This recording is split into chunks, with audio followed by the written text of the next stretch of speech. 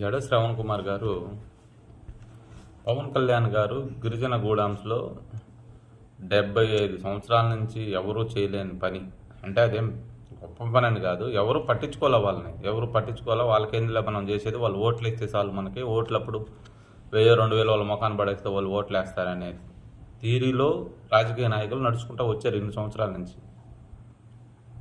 7 దశాబ్దాలుగా. వాళ్ళ చేత ఓట్లు ఇప్పించుకోవడమే కాదు, వాళ్ళకి ఒక వెలుగు అనేది ఇవ్వాలి, వాళ్ళకు ఒక దారి చూపించాలి. వాళ్ళు చీకట్లో మగ్గిపోతున్నారని చెప్పి వాళ్ళకి కరెంట్ అరేంజ్ చేస్తే, పోల్స్ వేసి అన్నీ అరేంజ్ చేస్తే, నువ్వేమన్నా సొంత డబ్బులు ఇచ్చావా, నువ్వు పీకింది ఏందాడా, కేంద్రం నుంచి వచ్చిన డబ్బులతో చేసావు అని అనటం ఒకటి. మళ్ళీ మీడియా వాళ్ళని కూడా మీరు ఎక్కువ ఇంత ప్రసారం చేస్తున్నారు, ఇంత బిల్డప్ ఇస్తున్నారు అని మాట్లాడుతున్నారు. ఏమండి శ్రవణ్ కుమార్ గారు, మీరు చేసిన పనిని అభినందించకపోగా మళ్ళీ ఎవరైనా చేస్తే వాళ్ళని తిట్టడమా? నువ్వు కూడా ఎన్ని సంవత్సరాలు ఉంటాయి, నీకు ఉంటాయి కదా, ఒక 60 ఉంటాయి నాకు తెలిసి, లేకపోతే ఒక 55-60 ఉంటాయి. మరి మీరు ఇన్ని సంవత్సరాల నుంచి మీరు చేసి ఉండొచ్చు కదా మీ సొంత డబ్బులతోటి.